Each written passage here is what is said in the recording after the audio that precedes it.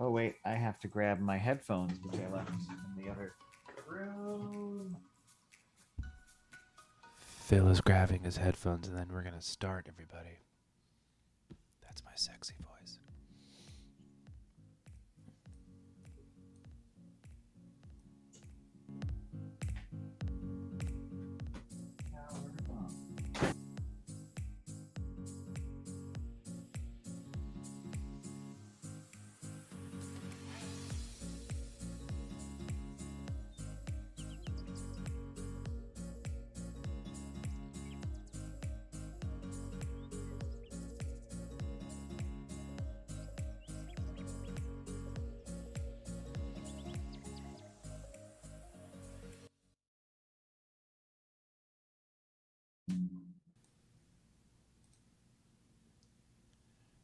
Hello, everybody.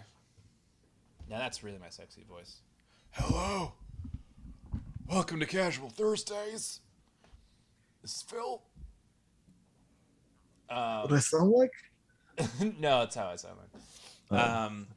Hello. This is the first Casual Thursday in like 2 months, I think, something like that. Yeah. I'm excited. There are a lot of aspects of Casual Thursday that I actually like better than Mondays.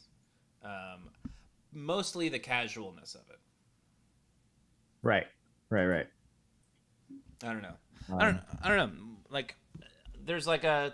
I don't know. I feel like there's like, there are definitely people. Tell us in the chat, those of you who are here. But I feel like there's definitely people who like prefer Mondays to Thursdays, and some who prefer Thursdays to Mondays. Where do you fall on that, Phil?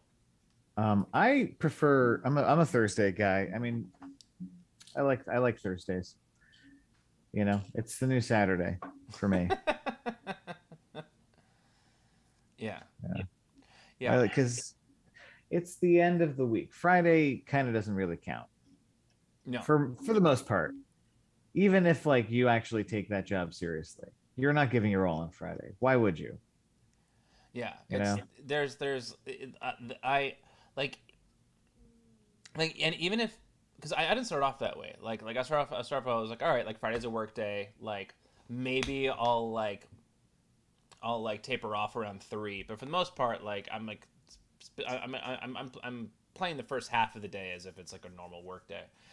But then like at almost every job I've been at, it's like, oh, like you just can't get approvals. Like you just can't get shit done. Right. Um, on Fridays because other people have like either checked out or are like people are or like especially in the summer when you have like summer Fridays and people are just like fuck this I'm going to the beach working. Oh yeah. Yeah. Friday, you want to show up and do your job, but then no, when you realize that no one else is, like, why the fuck are you even doing anything? Like, it just eventually you just realize the simulation is shut down till Monday, Yeah, and you're like, oh, I can pretend I could stop doing the thing that I'm supposed to be doing, or that yeah, yeah. I mean like that's when like my anxiety can relax. Like the part of yeah, my anxiety that that's goes, okay, I there's nothing expected of me until Monday morning. Like yeah, like the like shutting down the matrix for a few days. But then it backfires because then all day Sunday I'm an anxious fucking animal. yeah. I hate Sundays because Sundays. I mean, I don't hate Sundays. I like Sundays Yeah. until a certain point, until the Yes. day ends, and the Exactly. day ends, and then you're like, great. This is it. Guess we're going right back in. Yeah. Like care sketches, expectations. That's what gives me anxiety for sure. Like Exactly. yeah, it's yeah, that's what it's all about. Like it like if I was my own boss again, and even when I was my own boss, I was freelancing and I had clients and yeah, expectations was still a thing.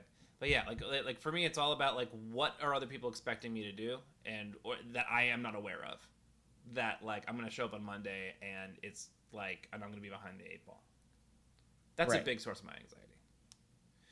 Adiger was like, Yeah. That. I prefer Tuesdays to Sundays and Saturdays to all other days, and I would agree. I mean, Saturday is by far objectively just the best day.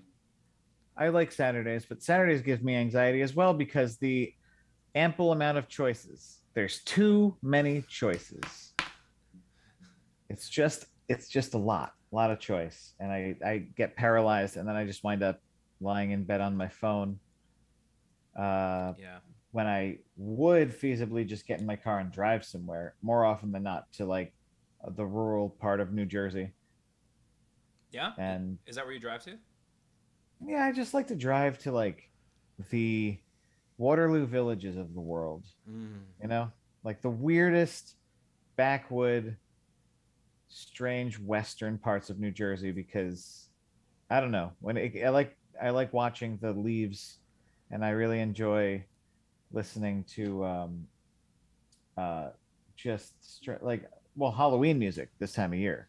I'm like I have my mixes and I'm ready to go because it's spooky season. It is spooky season, which I know is your favorite season. Yes. Yeah. Um. I Kara Sketcher says that she's going to an apple orchard and a bike ride on Saturday. I did that on Sunday, not the That's bike ride, but the awesome. apple orchard part, and that was awesome. I mean, just like getting out into nature. I don't know. It seems like cliche to say, but it's true. I mean, like it's just like getting out of freaking city and being able to be around trees and like fruits that I can just pick off a tree and eat. Yeah. Um, Because I'm so done with. Yeah, I troll the Lower East Side looking for business, and so I'm just done. And the Upper East Side and all the like. I need woods. I need trees. So what is yours? Kara Sketches says, "What are y'all's yeah. favorite Saturdays activity? What's yours, Mark?" um, I mean, it used to be like meeting someone at like a bar or meeting someone out and just like hanging out, or like going out on a Saturday night. But like, I mean, Yeah, ever since pandemic hit, I've gotten and like the Sunday scaries have gotten even worse for me. Um, I don't like doing anything outside of the house. I like maybe I'll go for a run, but like other than that, I will like get a little high and just put on some like whatever show I'm watching at the time. Like Allie and I always have like one like new show that we're watching and one nostalgia show. yeah. Which always is a nice cozy blanket, and that usually is my Saturday show. Like we just finished Friday Night Lights this weekend. That was our nostalgia show. Oh, But like yeah. Do that. Mad Men, Sopranos. It was Buffy for a while. Question about The Sopranos. I haven't seen The Many Saints of Newark yet, Oh, dude. and I've been hesitating Yeah. because so many of my friends are also like, "Don't see it; it's so bad," and I'm hesitating because I'm afraid of what's going to happen once I'm a part of the discourse. Because it's if there's one thing I can't stand about modern movies, it's the discourse with the capital D, and the capital the. So I don't know. What were your thoughts on some of that, and also indica, sativa, or hybrid? Yeah. So Oh yeah, generally sativa because like I like to be a little active. Like I'll clean same. the fridge or something. Like I'll do something active that has nothing to do with the outside world, and I'll clean that on Saturday. That's been a new thing for me. Just cleaning in general, but like sativa makes me want to like do something to feel productive, but not too much. Yeah, Um, same. but recently I've been dipping into more hybrids and indicas because I've just been like really craving coziness more and Yeah, more. But I can yeah, get into that. Many Saints of Newark. I so here are my thoughts on it, and I as a movie, like I enjoyed it. Like it was very enjoyable to watch. Performances I thought were for the most part really good. Some of them were like teetering on the edge of like caricature, but like I didn't mind it because it's like you know it's like you're seeing Billy Magnuson like do his best Paulie impression or his best Yeah, yeah. So that was fine. My issue with it is that it was very much like it was like, well, you haven't seen it yet. no, There's soon. so I got to interview David Chase for work. I got to interview David Chase for work, and I only had him for 4 minutes, so I didn't have like a whole lot to, like of options to really get into it with him. But I asked him if this is like if like because it ends in a way that's like it feels like it's setting up another episode or another movie, and I was Yeah. like, hey, like, are there more to come? And he was like, no. He was like, nope. As far as I'm concerned, it's one and done. But like, I mean, he was like, if someone else picks it up, like, he's like, all power to them. But like, he has no plans of making another one. But he was like, look, I've always wanted to get into movies and haven't really had the opportunity. They finally gave me the opportunity as long as it was a Sopranos movie. So I made a Sopranos movie so that I could make movies. And I was like, okay. So it's like, it feels a lot like that. It some of the storytelling I think is a little lazy, and a little bit of the like, yeah, I don't know. I had some issues with it about that, but I don't want to go too deep into it because you haven't seen it. Okay. I will see it and I will get back to you next Thursday. Please do, because it's. I mean, Um, it's. I don't think. I don't know. I don't want to like assume that I know what you're gonna do when you walk out of it, but like I think at the very least there's gonna be enough Easter eggs in there for it to be like, all right, cool. Like that was cool to see. yeah. We'll see. Yeah. We'll see. Um, let's Yeah. let's get cash. More cash. Let's get more cash. All right. 3-minute challenge. So for those of you, I don't know, there's only 4 people in here.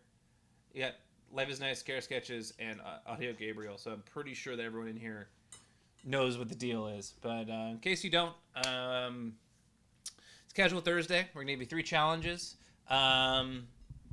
This tonight is just for this doing art for the sake of art, and then looking at it and talking about how awesome it is.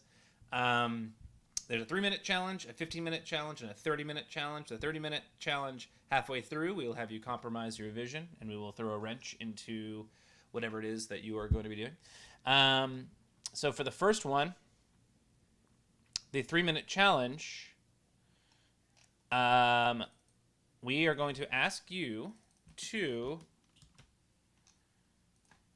design a toy that you and an adult would trample someone for on Black Friday. Go. You, an adult. Yeah. That's Yeah. great. Because we profession. when Phil and I were initially talking about this, we were like, that you trample a child for on Black Friday, and last minute, I decided that I don't know. I felt weird about the imagery of trampling a child. So, Yeah. Sorry for changing it last minute, Phil. Who wants to do that? Who wants to do that? Yeah. Did you say what your favorite Saturday activity is? No, but that's an excellent question. Yeah. Okay, so if I can get up, if I can get up early and get on the road, I like to get sativaed up on a Saturday and then hop in a car, which I know not safe, but I've a lot of experience with that. Also, to be fair, I'm caffeinated to the gills, so I'm alert, and I like to go drive around anywhere, but I make sure that I'm in the car for 1 p.m. because there's this radio show called Fool's Paradise on WFMU that I love listening to. It's like 50s garage rock 45s. No shit. It's for 2 hours. It's great. It's all 45s and random stuff from like tiny labels, and it's just they're all catalogs, so you can always go back. And the intro is really fun. And if you're on the road and at 1 o'clock in New Jersey, I highly encourage you to tune into 91.1 WFMU and giving it a spin. Oh my God, I'm absolutely game for that. Yeah, that's awesome. And then when that ends, I will listen to Napalm Nanny and the Shack, which is a podcast. The only Napalm Nanny. She's a artist out in Washington State. She has this this weekly show that she just makes a playlist and like has a history lesson, and it's usually like something about someone's career, like an obscure artist. And there's a it's a very heavily themed playlist, but it's like it's a half hour, quick in, quick out, and she's very knowledgeable. So I like that one too Is the because music that's playing in the background as she's talking, or does she like stop at certain points where the theme makes sense, then she plays a song all the way through? she kind of like breaks the playlist up, but she'll talk between the songs. She won't talk over them. And they're like, So it's just a straight playlist. they're like normal songs that people would know. No, it's more of a Time's more up. obscure stuff. Time's up. The reason I ask is that if it's send all your pieces of art to fartsmackdown@gmail.com. That's fartsmackdown with an F. You know why. The reason I ask is that if it's is a podcast on like Apple like Apple Podcasts and Spotify and stuff. Yeah. And she's able to play like copywritten music on it. Yeah. That's crazy. That's kind of wild. I mean, she's definitely had issues with it in the past. Oh, okay. But she keeps doing it because she's a rebel. Yeah. Total rebel. That's cool. I really dig that. Yeah. Likewise, WFMU has an app, and you can listen to past episodes of Fool's Paradise at any time of day. But the 1 o'clock blaze in That's Fool's the one. Paradise is oh yeah. You You gotta make sure you've had your coffee. I miss there's like most of the time when I'm driving, I'll listen to a podcast. But every once in a while, I'll just be like in the mood for some music, and I'll just pop on 104.3 K Rock. Yeah, same 12 songs. Same 12 songs over and over again. Yeah, the gift CD of classic rock hits. Yeah, that's. Well, I used to work with a guy. So the first job I had, like real person job outside of college, was for a marketing company called Lead Dog, and a guy that worked there used to work for Clear Channel. He worked for 104.3 Channel. And he told me he was like, hey, like a little secret, and this is maybe they've changed it since then, but this is back in like 2007. He was like the countdown, the top 100 or top 1000, top 100 countdown that they have on the weekends. He's like they never change. He's like once a week or once a it's like once a month or something, they will take one song from like one part of the lineup, and then they will just move it to a different part just to like switch up the rankings enough. That's amazing. And I was like, I could not listen to that radio station for a good few years just because I was like, I feel so. I mean, not that I didn't already know that, because in high school I listened to it all the time, and I was like, it's all the same songs, but still, every once in a while, I just really want to hear. Sometimes I just want to hear "Born to Run," you know. Yeah, I get it. You owner of a lonely heart or something. Oh, yeah. Just one of those. Sledgehammer Or the only Deep Purple song, "Smoke on the Water." The only one that exists of Deep Purple. Yeah, which isn't true. It is not. But yeah. But as far as since I never bought any Deep Purple albums, because the only song that I knew was "Smoke on the Water," and I knew if I listened to 104.3 for at least an hour, I'll hear it at least once. Yeah. I mean, believe it or not, I got into Deep Purple more after Ash versus the Evil Dead, because they have that they have that song "Space Trucking" on the soundtrack, and that song, as the kids say, slaps. It does slap with both hands. I think that's also what they say. It's just like how clarification. It's just like how "Don't Fear the Reaper" isn't my favorite Blue Oyster Cult song. Oh, mine neither. Yeah. What's yours? Probably Godzilla. Nice. I like Godzilla. I like Astronomy. Ooh. Which is not at all like something that they play on the radio. It is not. It's just like a stormy night song. It's pretty cool. Yeah. Yeah, generally my favorite songs by like a well-known group are going to be like the ones that sound nothing like their normal shit. Yeah. Like November Rain might be my favorite Guns N' Roses song, and I don't think any other one of their songs There's like nothing like yeah, that song. and also like Stairway doesn't sound like any other of the Zeppelin songs really. I don't know. Not really. No. I don't know. All right, let's get into. All right, it's possible. Kara Sketches is the only one who sent one in, and That's fine. that's fine. It's Casual Let's Thursday. check it Anything out. goes. All right. Kara Mitchell. Okay. A custom shroud with a PS5 controller built into the sleeves. That's cool. It's like you're in the cocoon of the false reality Oh before you. yeah.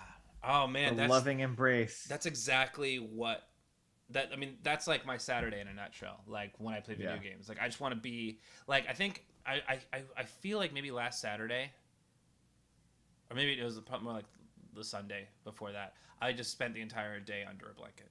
I think that's how that went for me. If I could actually like play a video game from under a blanket, I think that's what's up. Or like a snuggie. Yeah. I Like love that. I could do that. I could get into that. I don't like video games. I love video games. I don't like playing them excessively because I begin to get anxiety that I should be doing something else. Yeah, that's what happens more. It's happening more and more. I don't. Yeah. When I was a kid, that was like weekends were for video games. Yeah, of course. Yeah, that was the day. Yeah. Because that they can't bother you then. That's your time Yes, for the video absolutely. games. Leave me alone. Um, That was really nice. that was great. Thank you, Kara. Thank you, Kara. Yeah, I think that's it. Unless, let me know if you sent one in but didn't get it because that does happen sometimes. And then, Smackdown@gmail.com. and all right. So in the meantime, let's unveil the 15-minute challenge.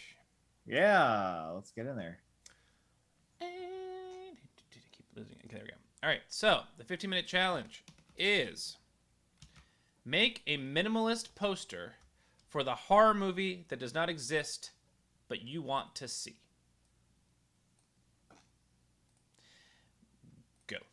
Yeah, like the elements are key. The minimal elements. What is the main object that is the focal point of the concept?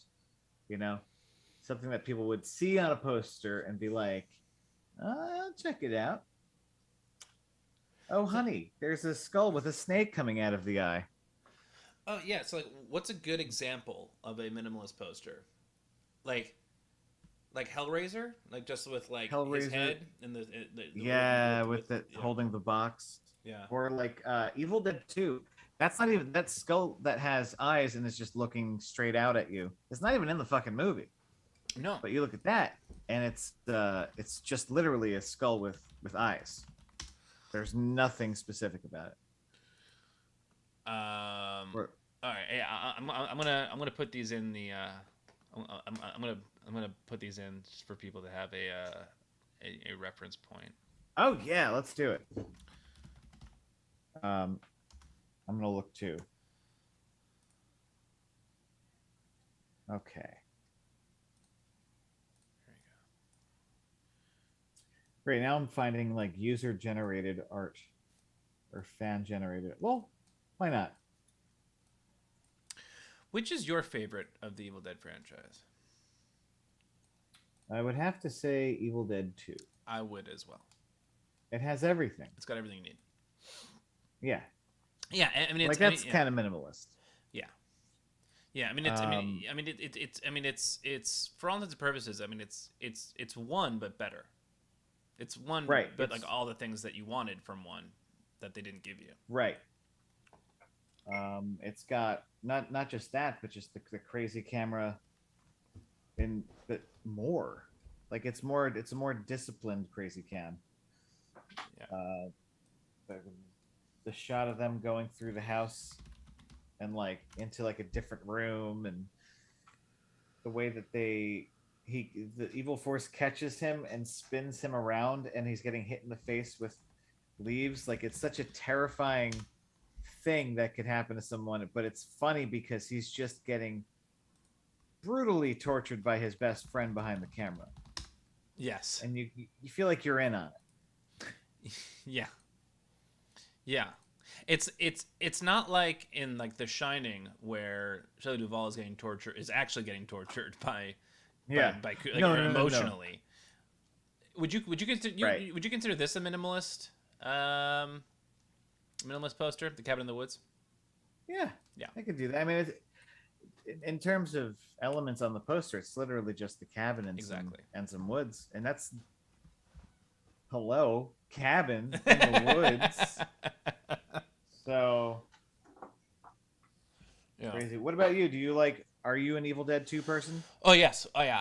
I 100% agree. Evil Dead 2 is my favorite. Yeah, I like that one a lot. Because I like that it also the way that the tone shifts and etc. and so forth. Army of Darkness is too comedic for me. I like it, but Yeah. it's just I wish it was. The kid in me was like, this needs to be darker, or I want to be more scared. But I was just really laughing at all the skeletons. Funny, Yeah. love the skeletons, just not. It's just too rollicking for my tastes in some parts. Yeah. It's like it dipped too far into the silly and not enough into the scary. Right. Is there another like movie series that you can think of that like had such a extreme tonal shift Um, from one to another that like Chud 2, Bud the Chud. Now you're laughing, but true story. Chud, cannibalistic humanoid underground dwellers, is a movie about like them in the streets of New York underneath, and it's kind of a cop drama, and it was like John Hurd in that movie. Not John really Hurd. I'm thinking of not John Hurd. William Hurt? I'm thinking of someone else. Um, who the fuck is in Chud? Uh, or maybe Robert Forster. It's not Robert Forster. He was an alligator. Oh, it's John Hurd and Daniel Stern because they were like best theater buddies. Oh They're wow. in Chud. It's basically like they're trying to cover a series of disappearances in the streets of New York, and they have to work together to kill it, to stop it. Chud 2, Bud the Chud, is about Garrett Graham from Phantom of the Paradise being a Wow. Chud infected zombie creature that falls in love with a woman. I don't really know. It's not Chud at all, but it is up all night trash. It's not Chud. Like Bud the Chud should be burned. Chud 2, Bud the Chud. Garbage. Wow. I'm never going to say that as many times as I said it tonight. It's not Chud 1. I would go there. Chud But 2, also, Bud the Chud. And there's 5 years real in thing. between. Like at some point someone was like, "You know what we need? Another one of these." Yeah. Oh, desperately, because I guess it was like the 80s and they were discovering they could probably sell a lot of video. Yeah.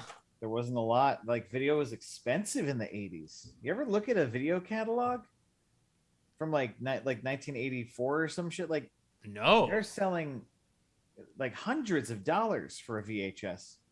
No shit. It wasn't until like Batman and the Last Crusade, maybe, that like there was these widely available VHSs for people, and also Disney. Like there was a time when all the prices went down Yeah. and people saw the value in it. But like growing up in the 80s and really growing up and like I mean like being cognizant. I mean, so I was born in 83, so like I was like cognizant of things by the time it was like the late 80s where like VHS players were like pretty commonplace. I it wasn't until recently where I was watching Scrooged. You're familiar. You've seen Scrooged. I love Scrooge.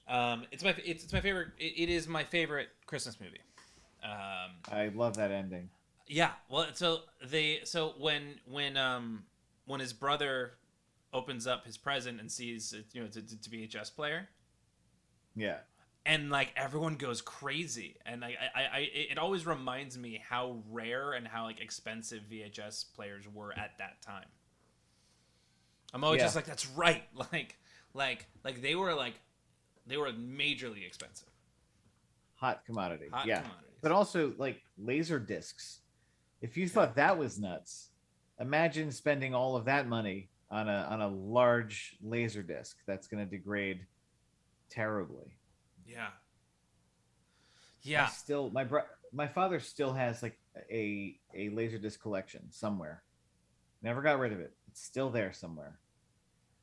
But I think he's just waiting for the day for the Criterion people to release their first King Kong DVD or their first King Kong Laserdisc because it had an audio commentary that they have you've never heard of ever because it was on the Laserdisc and then it was gone. And I need to hear this commentary because it was the first one that I was like party to. I was like 5 or 6 at the time. I didn't really know any better. But my dad was like, "What the? They're talking." I could turn that. I could hit a button, and there's a guy talking about what we're watching. Wow! And then like he lost that laser disc, and I've always wanted to He hear that. lost it. Yeah, I think his friend Alexander took it, but that's Oh. just I'm not. I don't want to tell tales out of school here.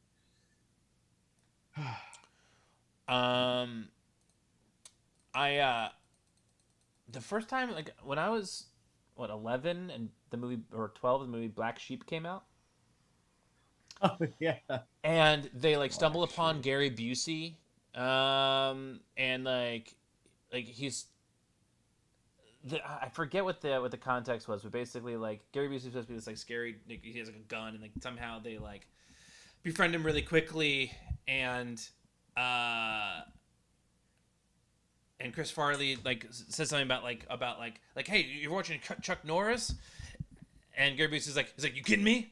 I got the whole series on Laserdisc, and then they hug and walk inside. But like that was the first joke that I ever heard that like indicated like the ridiculousness of Laserdisc. That like Laserdisc was like a thing that like crazy dudes in the woods still Yeah, have and covet. You know what I mean?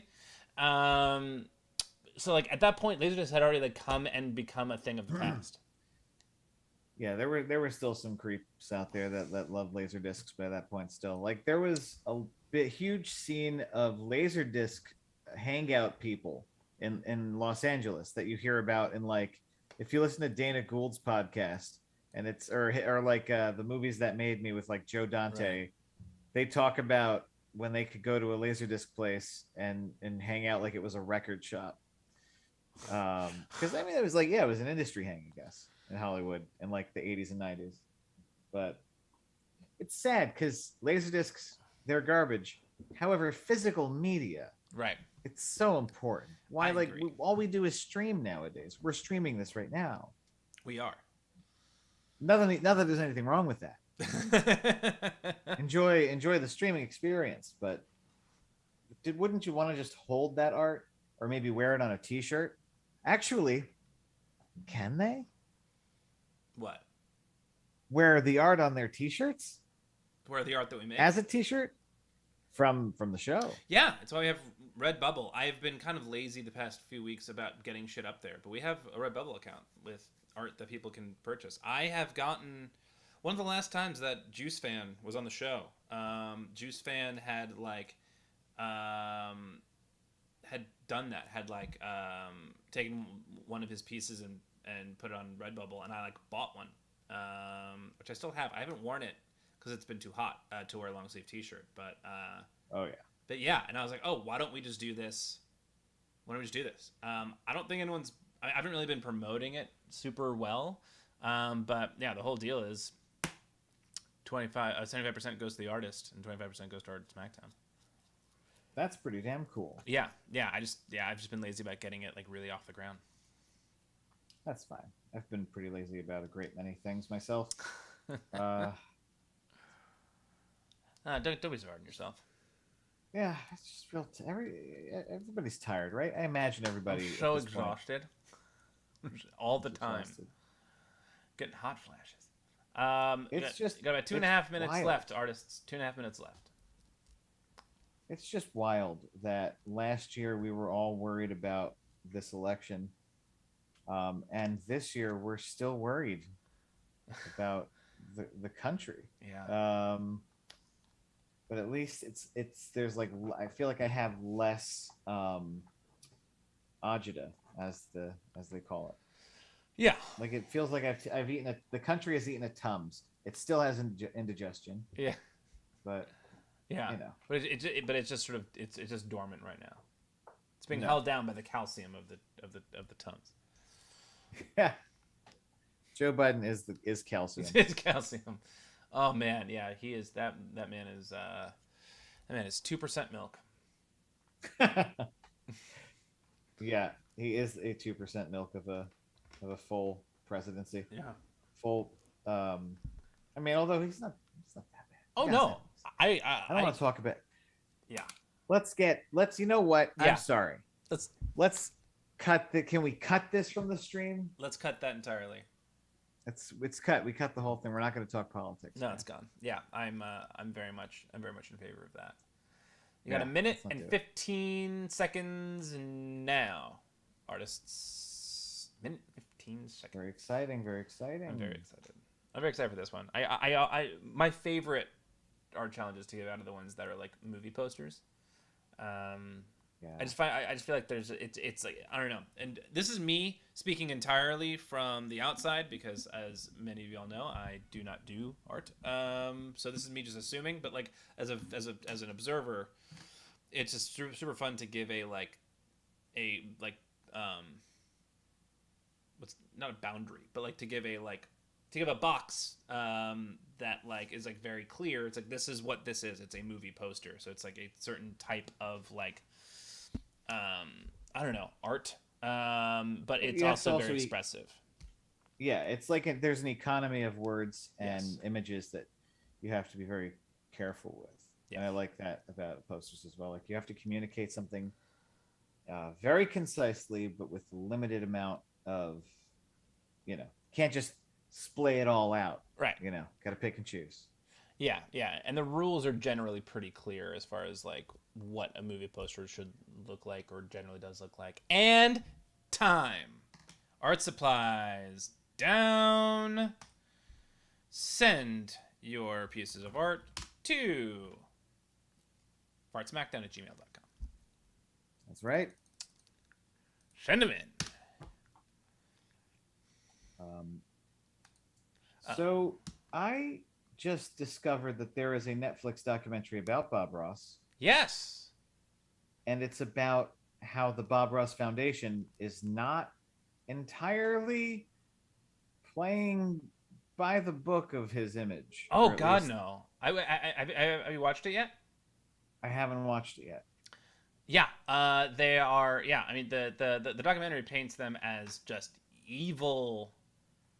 I mean, they paint a very very clear picture of like of how they feel about them. But yeah, I mean it's Bob Ross's son, and Oh, okay. I mean a couple other people, but like essentially they follow him through essentially this whole process. He recounts the whole process of like Bob Bob coming up and developing this relationship with this woman and her husband who like essentially discovered him, and how it just sort of it completely they just get power hungry. And if you watch it to the end, you'll see that Micah's and my first show before Art Smackdown, the Bob Ross Challenge, is featured in it in That's the documentary.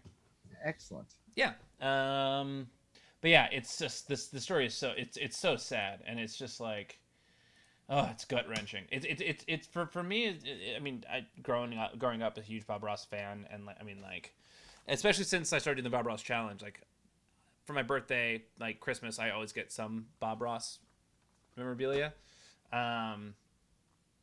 It's just, I always assumed that right. Bob Ross is an American hero, and he's being exploited even after his death. Basically, no one in Bob Ross's family has gotten $1 since his death, and that was like sort of by design of the contract that they like tried to make him sign, and then That's ultimately, sickening. it's so sickening. Well, they ought to be ashamed of themselves. I don't know if like they're listening. Yeah, they're not. I mean, they're certainly not. But like we reached out, but Mike and I reached out to them many times while we were doing the Bob Ross challenge, trying to be like, hey, like this is what we're doing. Do you want to get in on it? Like, do you want to like, this is a fundraiser for the lymphoma from the Leukemia and Lymphoma Society.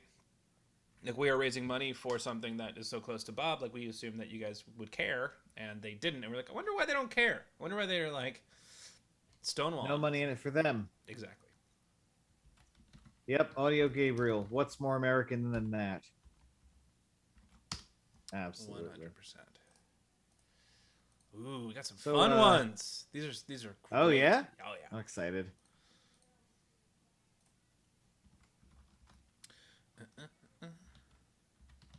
All right. So yeah, I've been while you guys have been drawing, I've been doodling and talking. And here's a new feature I'd like to call "What was Phil drawing when he was paying attention to someone else?" And this is I drew a little dwarf Batman, a cubic Batman goblin creature. I don't know what, and I drew Darth Vader and the Emperor. I don't know why. Who knows? Can you show me again? Yeah. So there's Vader and there's awesome. the Emperor, and then there's this little creature, demon guy. I love. I don't know what his deal is. Yeah, he just looks like a real bad time. He doesn't look like he's any fun. Like you'll need to get a wish from him or something, and it turns out to be a vicious prank.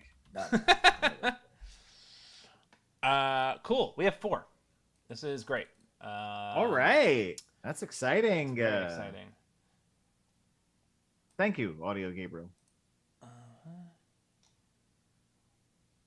Scammy skanks. All right.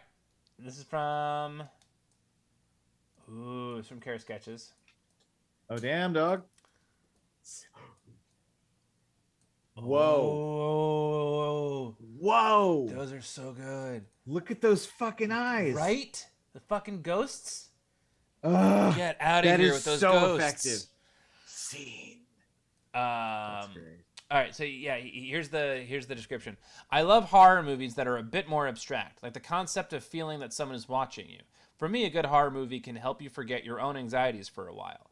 It's counterintuitive, but it's refreshing to worry about things that aren't your problem. Does that make sense? It totally makes sense. Absolutely makes sense. Who was I listening to on? Do you listen to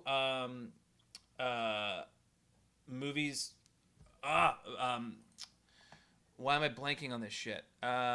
It's Brett from movies to be buried. Movies to be buried. Brett Goldstein. Yes. Brett Goldstein. Yes. I've just started. Okay. I've just started because I'm a new Roy Kent fan. Oh, great. So he interviews. My brain is so fucking mushy right now. I can't remember. He did Catastrophe. Oh yes. What the fuck is his? He's like one of my favorite comedians. Why am I blanking? Catastrophe. Hold on. Catastrophe. Rob Delaney. Oh, yeah. Rob Delaney. So Rob Delaney had a son who died of like a rare, crazy, like an illness or cancer or something. Like when he was like 2 years old. And terrible grief. That. And he talks about it on Movies to Be Buried With. He talks about how when their child was in the hospital and when they were like dealing with the grief of it, they would only watch horror movies, and it would make them crack up because it was such a like release of like nothing that they could see in a movie would be more horrifying than what they were going through. So it was like a weird form of therapy for them. I don't say weird. It was a form of therapy. I could see that. I could see that. So yeah, That makes perfect it makes sense. perfect sense. Scary Sketches. Oh, I love this so much. Okay. Yeah, What's the next one? I can't get enough of those eyes and the shadows. That's really something. And they're like that film of smoke in front of them that makes it Yes. seem like they're beyond a threshold. It was pretty cool. How did you do that? How did you like create that like Yeah, I'm very curious. but yeah, Care Sketches. If you listen to podcasts and you like funny and really interesting ones, Brett Goldstein from Ted Lasso, who plays Roy Kent, Ted Lasso, Films to Be Buried With, the Rob Delaney episode talks a lot about that. It's definitely scope it out. It's great. Okay, this Ooh. one is from the best artist in the world, That's true. Oblivion Spin. Hey, I love that gun ghost. Uh, my girlfriend and I, missed the first challenge because I can't tell time. Gun Ghost, inspired by what I was expecting when I watched a movie called A Ghost Story, which was a feeling movie, not a fun slasher. Still good though. Oh, I know Ghost Story. Yeah, that's a feeling movie. I love this concept of a ghost that has these like a dirty sheet or like those Yeah. pink and red accents. It's so cool. What's the ghost holding? Is it a camera? That's that's a gun. Oh, that's a gun. It's a That's gun definitely ghost. that is a gun. Yeah, yeah. Oh yeah, Gun Ghost. Right. It's in the it's in the title, Mark. That's awesome. Now, just to live in a world where there's a gun ghost. Like, what if the gun ghost shows up? Right. It's a gun ghost. Sorry.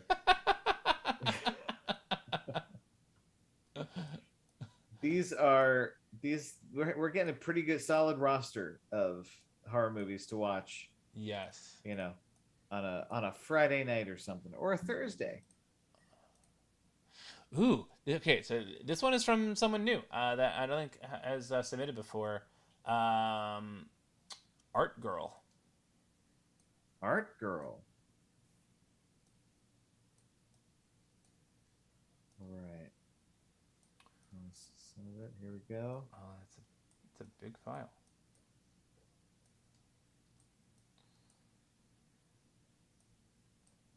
Just one more thing. Oh no. I don't ever want to see that man. No. Oh, Who is this no. man? Okay, so here's the I couldn't think of a good horror movie idea, but getting stuck in a never-ending conversation with my coworker would be horrifying.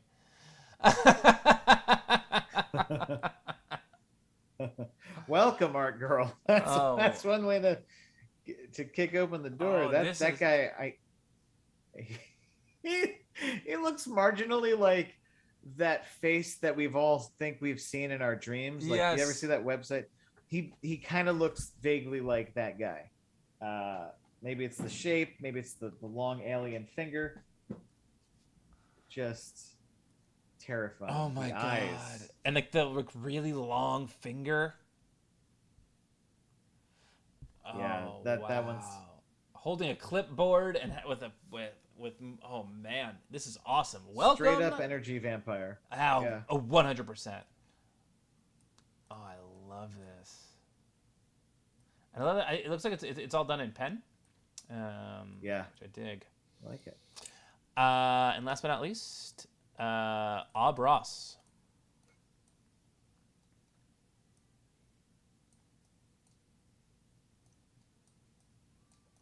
All right. I can't see too much of this, but ooh.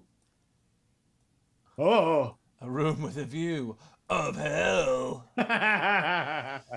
The sequel we never knew we needed, starring Helena Bonham Carter. Terrific. Oh, these are so That great. splashing wave of lava outside. Oh god. Oh, I thanks, I hate it. I love it. But I hate it. Like, Thanks, I hate it. just to be stuck in a room where there's just fire and brimstone on the other end of it. And that's your view. Must have talked on their phone at the theater. All these words kind of feel like they go together. Scene Gun Ghost. A room with a view of hell. just one more thing. Yeah. There's some I don't know. There's something tying all it together. Yeah. Provisional challenge. Create a new sentence out of all of these phrases. Yes. Oh, these are so great. Gun ghost scene in a room with a view of. Just one more thing. Gun ghost scene in a room with a view of hell. Just Or one more gun thing ghost. seen.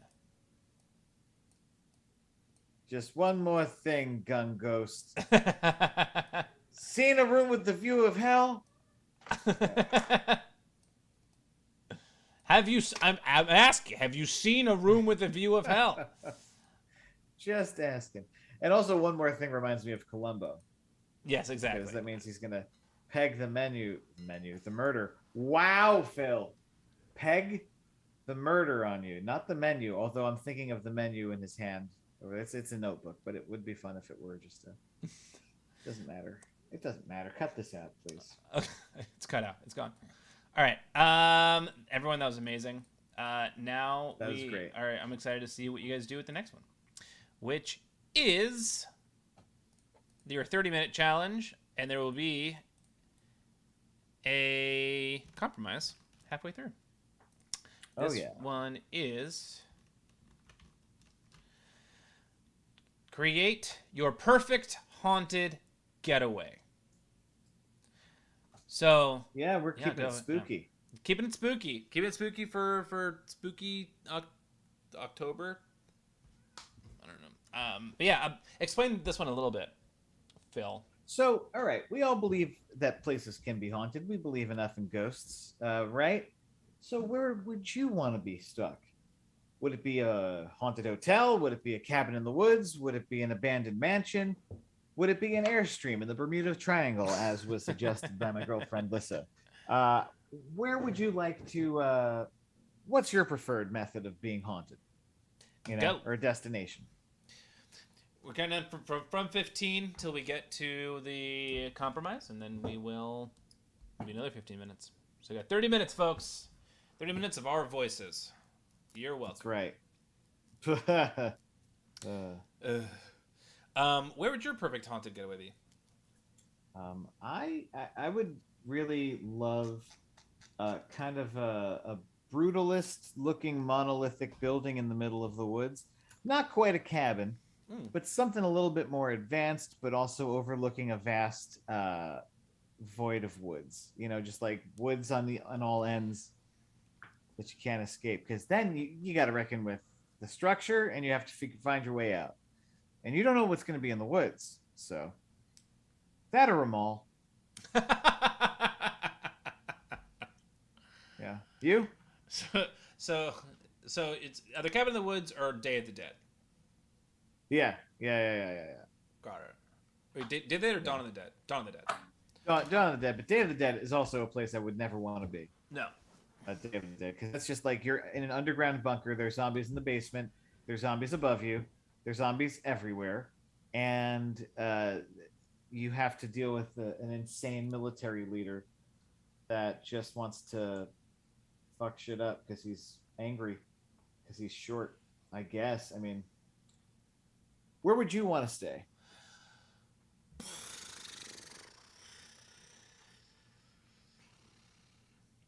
I mean, so the part of me that wants to go outside the box is like, what would an underwater haunted getaway be? And I was like, oh, that's right, it's Sphere.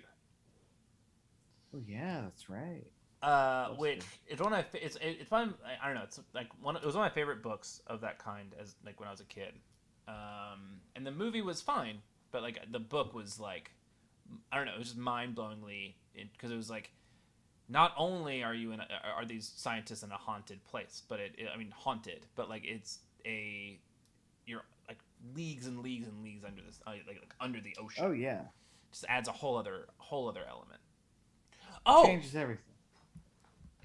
Fucking Event Horizon. Oh yeah. Oh god. Yeah. Haunted spaceship. Sam Neill. Yeah, that's a wild one. I'm still mad to this day that the director's cut is lost. to time Pig because there Bullets. is a version of that. Pig Bullets asked a What? very important question. Sorry to cut you off. Pig Bullets asked Ooh, preferred as in I want to actually survive or watch in a show. maybe you want to watch or survive or vibe. It's really up to you. It's user preference User preference. or Dealer's artist choice. preference. Or Yeah, you can either want to, you can escape or you can hang out. Maybe you're into, you want to be the thousandth haunt in the haunted mansion. Really get that distinction. so sorry, you're saying They're the director's cut of Event Horizon is lost to time? Yeah, sadly, because there was a 30 minutes cut from the movie, and usually, you find them in the back of some dude's closet, hidden in a shoebox or something. But in this case, I think all that really exists is like Video Village footage of it, which is just the really shitty VHS Of course. like port of the film dailies. So yeah, it's you're not going to get the full intent, but it's still a good movie. I enjoy Event Horizon. When was the last time you watched it? It was like 3 or 4 years ago, and it was definitely at Pioneers. Oh, really? Really? Yeah, we all watched it at Pioneers. I it was one of my favorite like movies of its kind when I was a kid, but I have not watched it in probably a decade, and I'm a little scared too because I'm afraid that by that like it's not going to hold up and then it's going to shatter my impression of it. Is it worth a rewatch? Does it hold I up? enjoyed it. Okay. You know what? If ever there was a time to revisit '90s movies, uh, this would be the time, because I'm starting to realize that there is so much. There's kind of like a graveyard for films nowadays that have that budget. Like films can only be $100 million or $1 million, but there can never be a 5 million or a 20 million or a $40 million movie. It has to be all or nothing. Right. And like Event Horizon, I don't know how much that movie cost, maybe 10 million, 15 million, but it was a studio picture that we all wanted to see in the summer with big stars and in then it. Yeah, like that doesn't happen anymore, or if it does, it just gets dumped on Netflix. Yeah. It I wish that the movie industry was like it was in the 90s, because there was more of a chance for you to see something strange or off the beaten path that isn't just the expected Marvel movie. Not to say that they're bad. Not to say that they're bad. I enjoy them. I just want something different. Right. Pig Bullets just said, Pig Bullets, you own Event Horizon. When was the last time you watched it, and do you still like it? Yeah, seriously. Audio Gabriel goes, how about under the ocean in a crowded submarine with your high school crush with nothing to eat but 3-bean chili? That is fucking horrifying. Boy. That is horrifying. Talk about nuclear arms race. Yeah, seriously. Well, I would never want to go down into a submarine. Submarines frighten me. Which aspect of it? Well, hey, take your pick. One being at the depths of the ocean. The ocean frightens me more than space, because like, what the fuck is down there? We don't know what's down there. Could be Cthulhu. Who knows? The pressurization, all that stuff is weird to me. I'm a little claustrophobic, so I think being in an enclosed capsule many leagues below the ocean is unnerving to me. And also just, all of those submarine dramas, they're just so intense, and it's just because there's another submarine meeting another one. And yeah, sure, in space that happens, but I feel more comfortable in space. Submarine is in a sandwich. Yeah, of course. Pig Bullet said, I read a fan theory that Event Horizon is in the Hellraiser universe. Hey, maybe. Interesting. They all like to cut themselves and fuck at some point, right? So why not? Phil, I'm trying to remember. Clive Barker didn't have anything to do with it, did he? With Event Horizon? Yeah, I don't think he did. I don't think so. Um, am I remembering this correctly? Did I see Prometheus in the theaters with you? You did. It was you, me, Matt Freed, and someone else. Was Langston wasn't there, was he? I think he No, was. I think he was. he might have been. Because I remember we all were like, "Why did we watch this?" Yeah. Oh, yeah. Was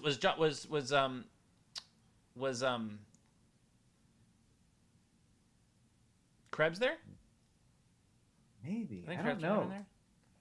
He might have been there, might not. It was such an.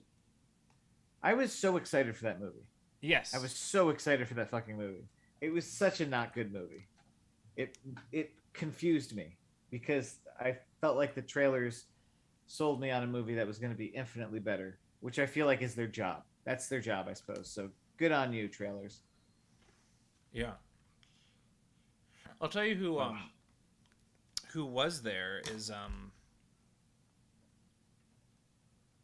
I am having the worst time remembering fucking names right now. Musician, like DJ. It'll come to me. Come back to me. Come back to me. all right. Okay. Okay. So did you guys own Prometheus? Answer in the chat. Why would you own Prometheus? It came out in 2012. Um, not 2012, maybe 2011. 2011. That like there's so many cool things going for it. I love the concept of Chariot of the Gods, of like aliens pollinating the universe and like us being just a subject of there, because then that makes sense. Yes. Um, the old man Guy Pearce subplot, I would like if they like gave it to Peter O'Toole or something, Oh yeah, and not just like a an young actual old actor. man. An actual old man. Give it to an actual old man. Make him, you know, I don't know. There was so many little things out of left field, and I feel like they. I don't know. I just wanted something more and different out of it. Because if you're just gonna tie it all together, if that's what the space jockey is, Yeah. you kind of like nullified a really fun mystery. Right. Like they didn't. I don't think we needed to know what the space jockey was in Alien. You know, like I liked the idea that these guys they come up into this like giant spaceship, and there's the mammoth corpse of an alien with a hole in its chest next to like some station. They don't know what it does. They don't know what he's there. Like it's just that's more of a mind fuck. Is just accidentally happening upon extraterrestrial life, but they were already gone and they're like massive. You can't understand what they are. Ooh, that's a good It's a question. really good question. Pig bullets. Yeah. How do you separate hype from a movie being good and try to separate nostalgia from sequels? I feel like it's two different Yeah, questions, right? yeah. Or is it? Um, Or is the question yeah. just how do you manage your own expectations when going in to see a movie that you care about being Ding, good? ding, ding. Right. Um, I don't know. There's many different ways. Uh, like when we went to see the Suicide Squad, Right. I wasn't. I didn't have my hopes and dreams pinned upon it being good. I was just excited to see one thing or another in there, and I had a really good time. So like divorced of expectations, I had a really great time in a movie theater. Like Yes. whereas you could jump back to young Phil watching the prequels, and I had to put like a smile on my face and pretend I enjoyed it for myself because I put so much excitement on it. I The felt like I Star Wars had to prequels or accept it. the Yes, yeah. Mm-hmm. Star Wars. Mm-hmm. Um, whereas like for I don't know, because you get hype and then you discover the truth, and maybe sometimes the truth aligns with what you're expecting and what it isn't, and sometimes like it takes a moment to accept what is as opposed to what you wish it could be. And I think some people have a very difficult time on the internet nowadays Yeah. because everyone's first instinct is to get voraciously angry and feel deceived that they didn't get the thing that they wanted. Yeah, it is like four Before going, questions. yeah. Thanks, Big Bullets. We're doing the work. Four questions. What is this, Passover? Yeah. I got that one. Thanks. And I'm Catholic. Yeah. That was pretty. Yeah, it was good. That was a good joke. Thanks. That was great. So yeah, I think it has something to do with like tempering expectations and also revisiting the movie after the fact. Yeah. Because I think when you watch a movie, you can be disappointed in the early outset of like when the lights come up and the credits roll because you're like, that's it. But then afterwards, you know, sometime down the line, you could accidentally stumble across it and realize that you really enjoyed it. It just wasn't saying what you wanted it to say at the moment you needed, or you expected it. Yeah. Like, for example, this is what I think is going to happen to the Sopranos movie. Twin Peaks Fire Walk with Me was a huge flop. Yes. No one liked that movie. 25 years later, it's regarded as like the greatest piece of Twin Peaks. 25 years later. Well, it's because it's the most Lynchian. Like it is the most Lynch that ever lynched is Fire Walk with Me.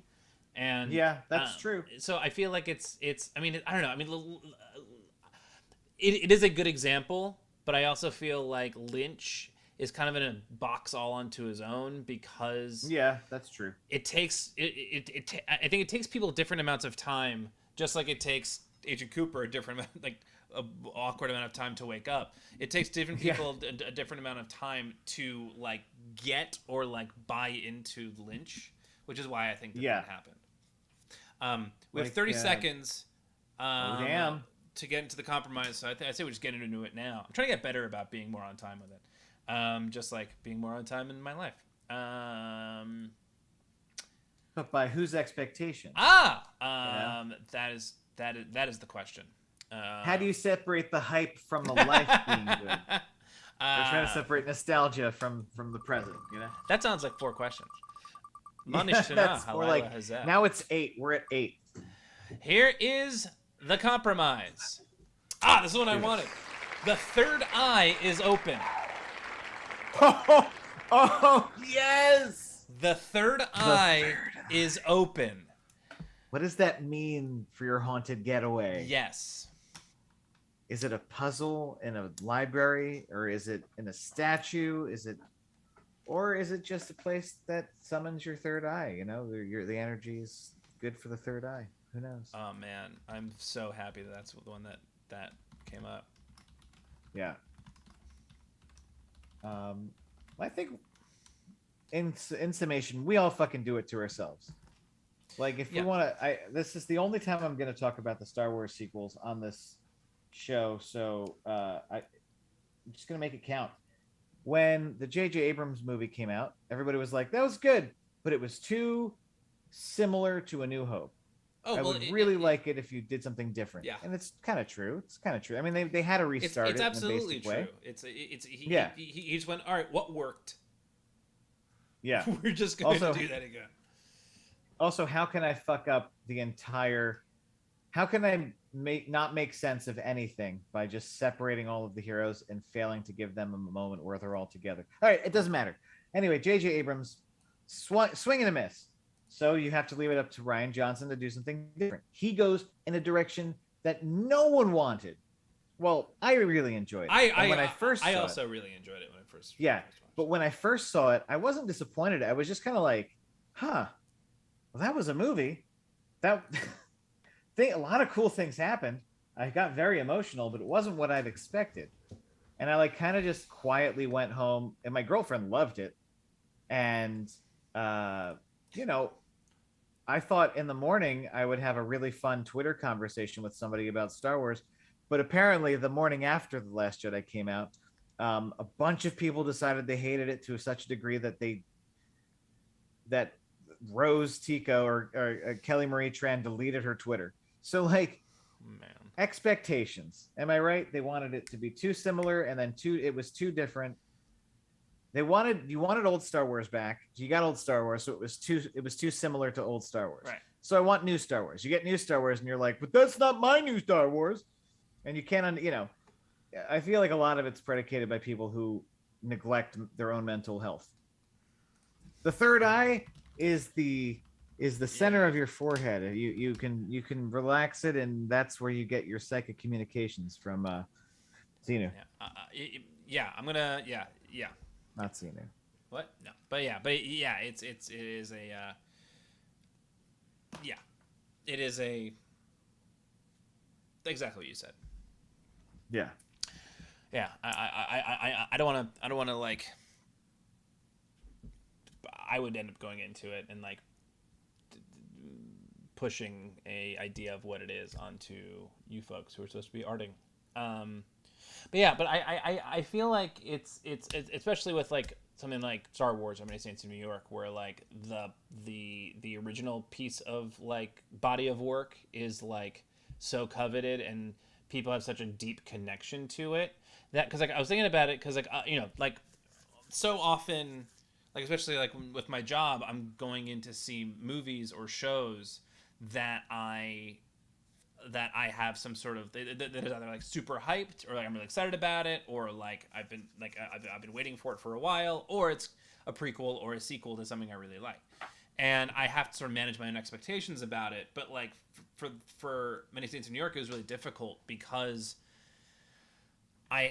for movies and shows like that, I have such a deep connection to it that it's impossible for me to go into it totally blank. It's impossible for me to go into it without some kind of an emotional connection or like hoping that I see like like I tried to know as little about the movie as possible for going in, but like I was like okay, like how much of it is going to be Tony's, how much is going to be Tony's story, how much of it is going to be like who's I don't know, like it's hard for me to go in totally blank. So there's always going to be an expectation, I think, for a lot of people who are just like I want this to be exactly what I want this to be and have no managing of their own expectations. Inevitably, are going to be disappointed. Right. Right. So it's like yeah. I think there's Pig Bullets just asked there's the a question lot of again. truth to that. Huh? Pig Bullets just asked the question again. It's what's third eye. Mm-hmm. We just explained it, dude. It's where the aliens send you messages. No, that's not totally true. Here, I mean, it may be right here. Explain it, Mark. Oh, there it is. Oh no. What happened? Third eye. So it provides perception beyond ordinary sight. It's right. Yeah. Well, yeah. I mean, it's like what you said. I mean, it's some people would call it intuition. Some people call it like it's just sort of it's how you connect to whether it be aliens or spirits or things of the other world. It's your like it's the part that connects you to whatever sixth sense would be. Is the most sort of like basic explanation that I can give without like yeah. That feeling in your gut or your intuition. Yeah. That could be your third eye could be paying a little bit more attention. Oh, by the way, Reggie Watts was in the movie theater. Reggie Watts was at the movie theater when we saw Prometheus. Ha! That's right. Yeah. Yeah, like right. We were all up in the back right of the theater. He was like down center. And then didn't like the reel stop for a second, or there was like an issue. Yeah, I forgot about that. I was pretty high. Yeah, that pissed me off. I know that Patton Oswalt might have been there a few days earlier or before because he'd tweeted about Regal fucking up a print of something. Oh yeah. But it was much more severe. Yeah, God, the things you remember from social media are meaningless to how much time you give it. Sometimes. Yeah. Sometimes. Pig Bullets, you just lost 30 seconds, like as in like the stream of your life? Yeah, like personally or like on the stream. That like the stream died for 30 seconds. Yeah. Because I mean, it makes sense. I get it. Was the guy from Comedy exactly. Bang Bang guy? Mm-hmm. I'd see him around the city a lot at that time because he was gigging.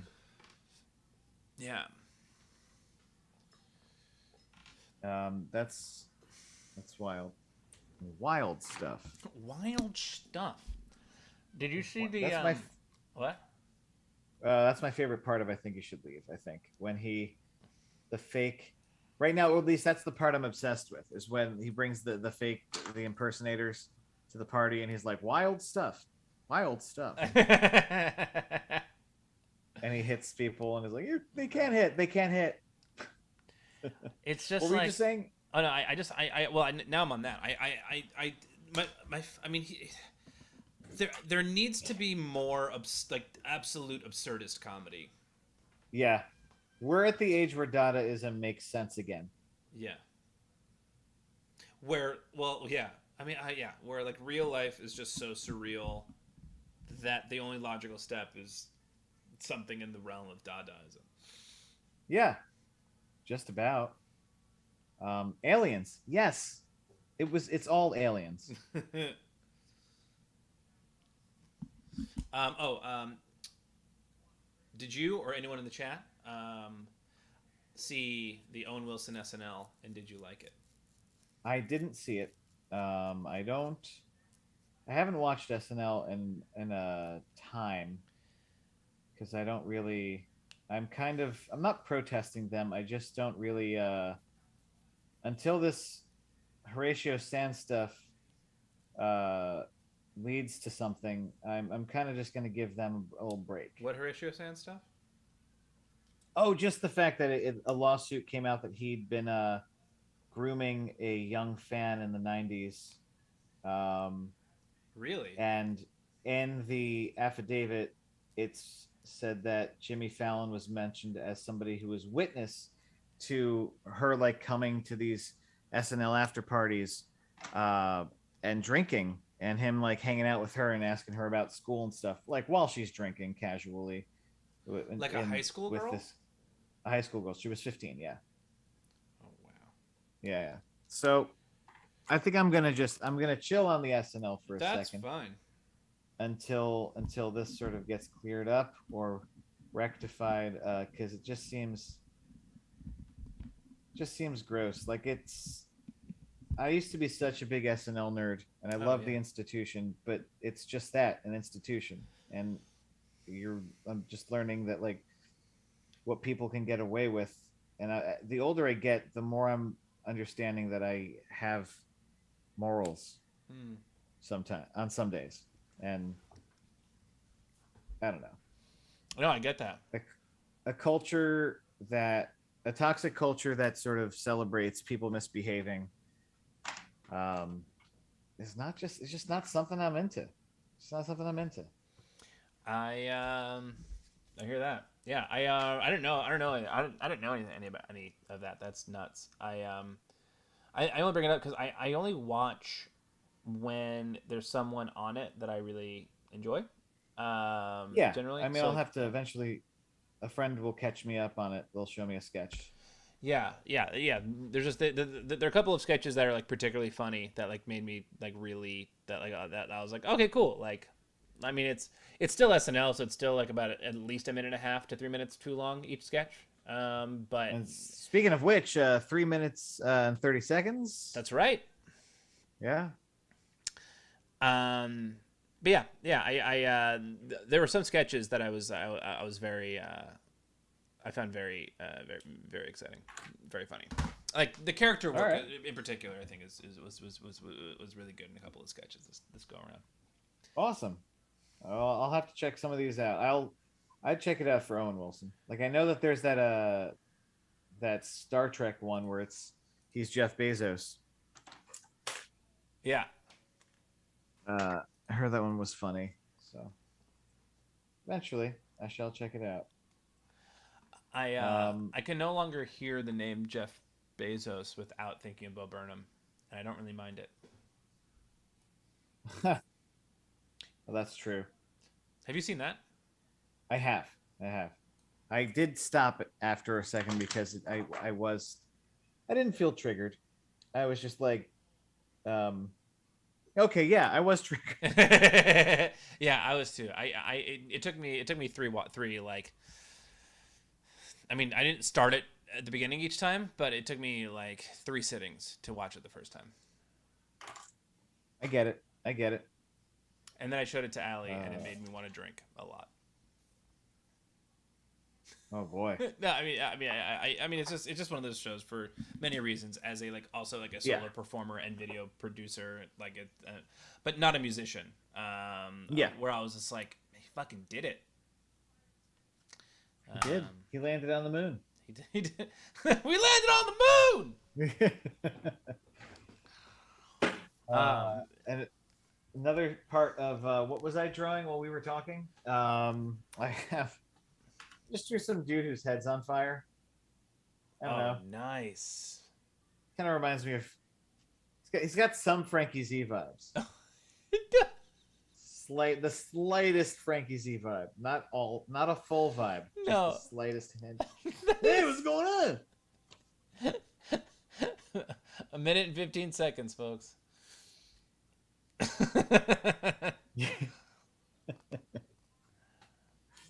I don't know. I just figure he's like your neighbor in hell, you know.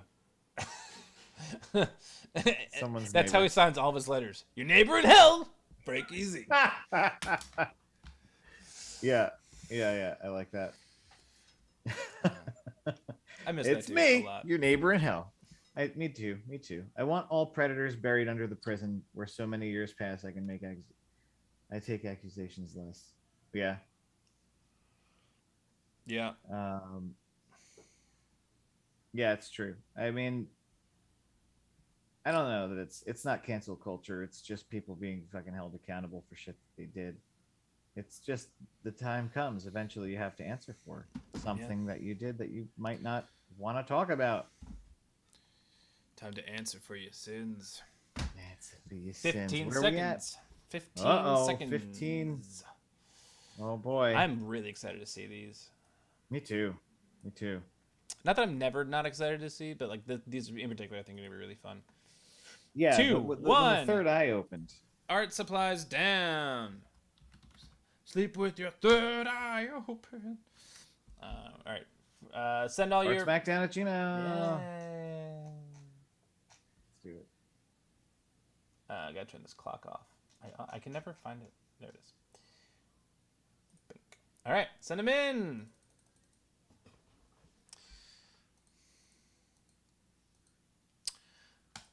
All right. Very excited to see what we got here. Oh shit! I totally forgot. I'll do that right now. To announce the winner of the audience champion for this week. From Monday night. Did I already delete? No, okay. This week's audience champion coming back on Monday night to take on best artist in the world, Oblivion Spin, Schwarzenmerk. Heyo. Schwartz and or Merk, not his name.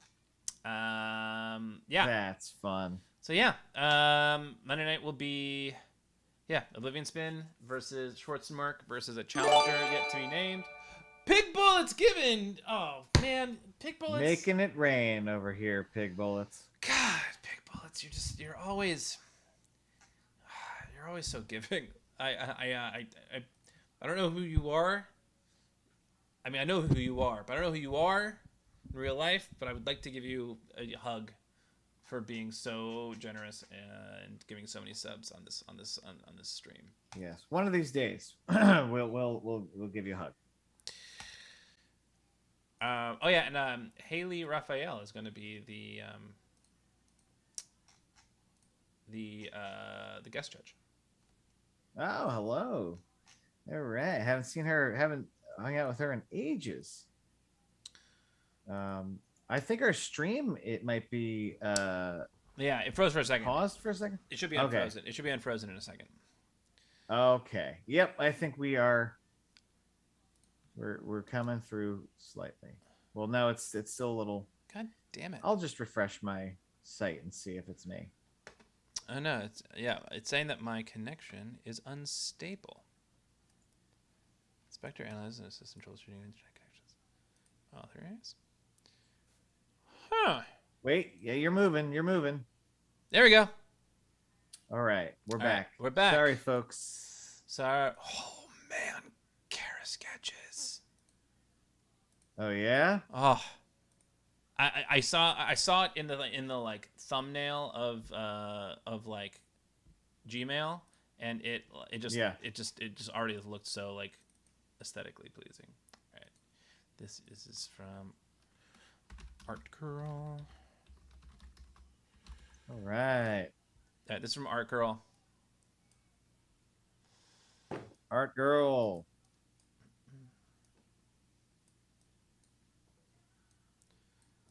Let's get this going.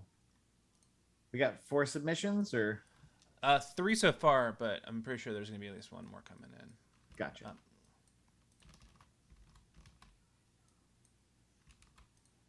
Slaney always gets mad at me for cropping in on the, so I'm gonna stop doing that. I like the crop. Yeah, it just makes me able to like expand it easier. But okay, this is Right. from Art Girl. Same. I was imagining a cool trip to the Paris catacombs, which would get a lot more awkward with the third eye open. The catacombs are cool as shit. Yes. The catacombs are fucking awesome. Yeah. Especially like there's this one in Rome where it was a bunch of monks made it like into their kind of like a shrine to the bones. Hell yeah. That's cool. I love that the third eye is a different color. Oh, that's awesome. And no it's flash almost as if they're Oh, sorry, good. yeah. Oh, sorry. No, I cut you off. Say it. Oh, I love the pink and the green or turquoise or whatever that is, it contrasting each other. It's almost as if the pink represents ghosts in the catacombs. I love that one of them was like, "Who keeps letting these people in?" Yeah. That's so good. No flash photography, please. And what's that That's one great. in the back saying? Is that what the hell? Yeah. Well, what the hell? That's a real what the hell. Oh, this is so good. And like adorable. It's like adorably scary. Yeah. I love she's marching in with a cape. Take some pictures. It's a strong move. Of course, she's art girl. She's got a cape. Of course. This one is from Kara Sketches.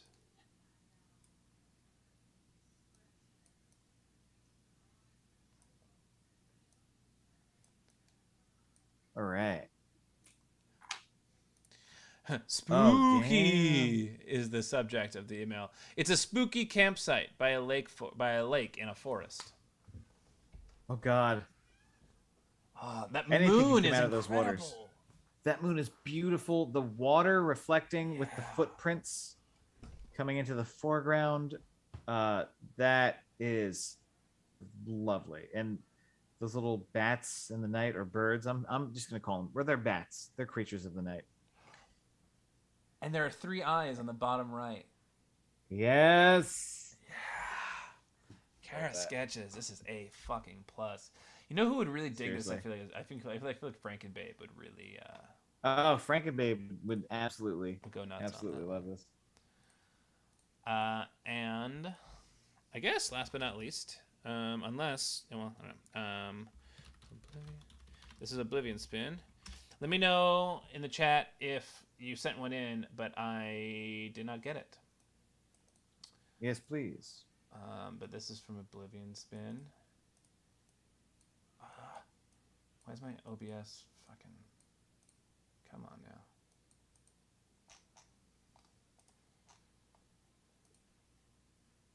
There we go. Okay.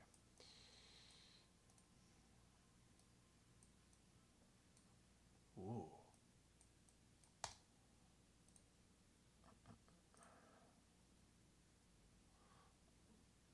Oh. That's really cool. Should this be like this? Just got- Okay. Oh, Abros is coming. His words not with them tonight. I wish I had more time to work on the composition. Dude, no. It's awesome. All right. Don't even. All right, so this is from Oblivion Spin, best artist in the world. I found a nice pastry shop in the woods, but apparently the only way to get to customer service is some sort of blood sacrifice. The croissants are worth it. I love the world opens up to reveal that creepy skull. Oh man.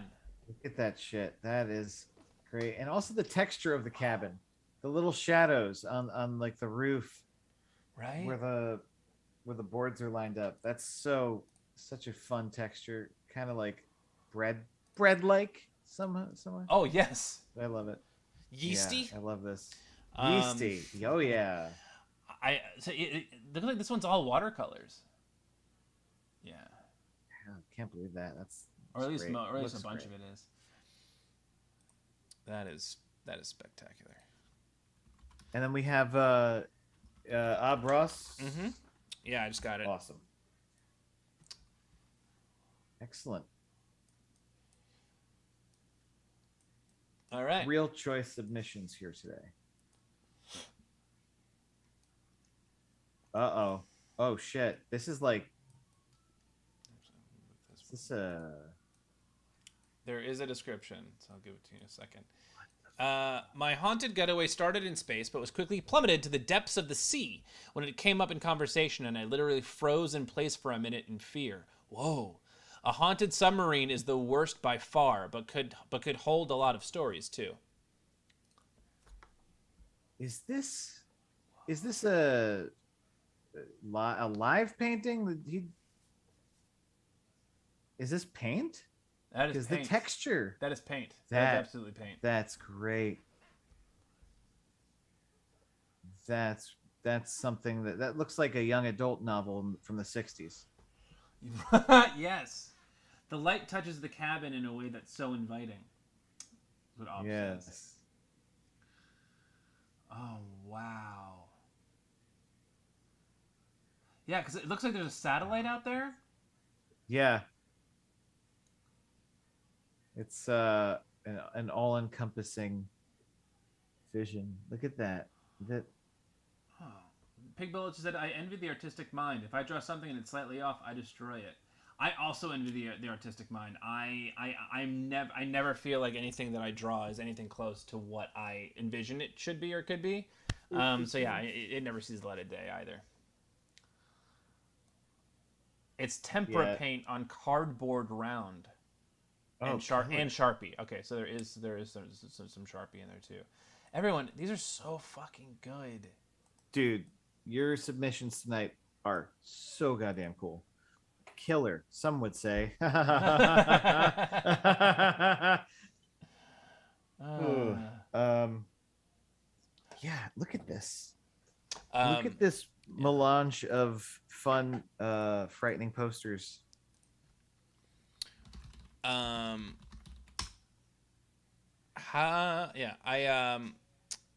I want to send people to the Welcome to Hell YouTube. Okay. Oh, well, we can do that. I'll just do that right now. Hang on a second. So this is a series that Phil and I made together based on a show that Phil created with you and BJ created it, right? Yeah, me and BJ created it.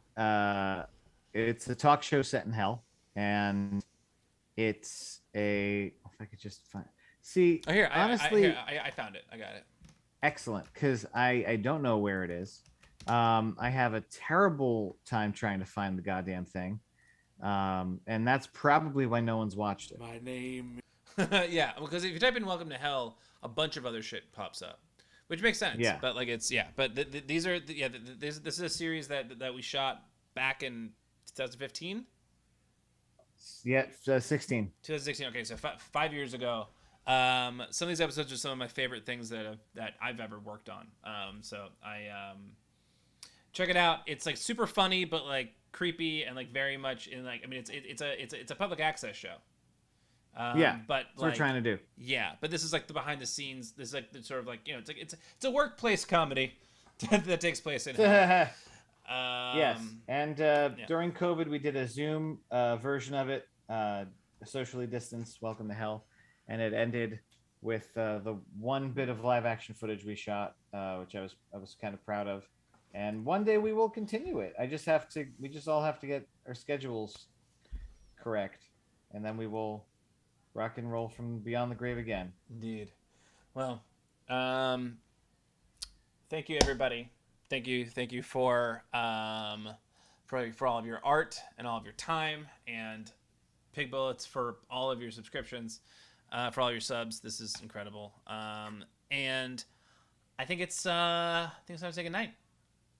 Yeah, think so. We'll catch you on Monday, huh? Yeah, yeah. In the meantime, I'm going to we're going to raid Friend Zone. Paul Scheer and Rob Hubel's weekly stream. So for all of you